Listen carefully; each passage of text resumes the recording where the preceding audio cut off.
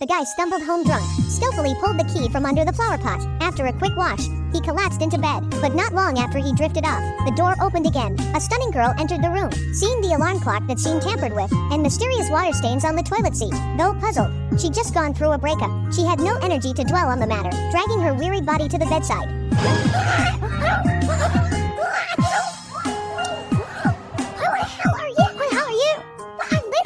I live here. This is my bed. This is my bed. Seeing a stranger in her home, this guy stubbornly insisted it was his place. The girl pulled out her phone to call the police. The man suddenly sensed a misunderstanding.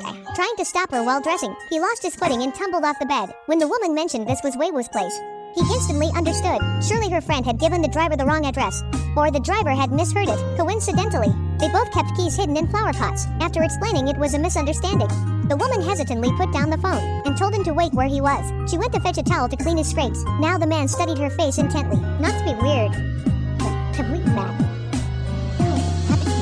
She disdained such a cliched pickup line. Just as the woman politely urged him to leave, the man recalled their first encounter. Last night, they'd both dined with their respective partners, and even more coincidentally, both had broken up with their partners at that very moment. Margot hadn't waited for her boyfriend's proposal, ending their 5-year relationship. Gray, after a failed proposal, had been dumped by his girlfriend of 3 years. Heartbroken and disappointed, Maggie prepared to leave.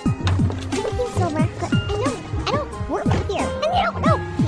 Gray, that's Gray. As she spoke, she casually pocketed the tip. At that moment, Gray rushed out from the restaurant. Did you see? Looking for a tall redhead. Super weird. Yeah, I saw her. She actually goes left in my Uber. Here, she gave that. Hearing this, Gray brought his ex-girlfriend to apologize to her, then noticed her mood wasn't great either. Do you need help? Not unless you got an engagement ring in your pocket. What Maggie didn't know was that his pocket truly held something she needed. Before they could reflect, they would meet again in this way. Suddenly, the doorbell rang. It was none other than Maggie's ex-boyfriend, since they'd recently broken up.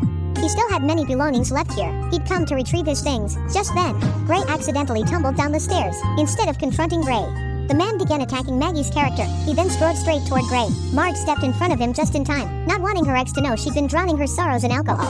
And angered by this jerk's disrespect, Marge kissed the startled Gray. See me now. She then looked at the man defiantly and ordered him to leave. Seeing his fierce glare and throat-slitting gesture, Gray felt a sudden wave of fear wash over him. He hurriedly prepared to escape this mess, but just as he was pulling on his clothes to leave, Marge called out to him from behind. She then shyly said, "I need a favor." It turned out today was her sister's wedding day. She had promised her family she'd bring a boyfriend, but last night's breakup and the recent drama had completely derailed her plans. So she asked Gray to pretend to be her boyfriend and accompany her to the wedding.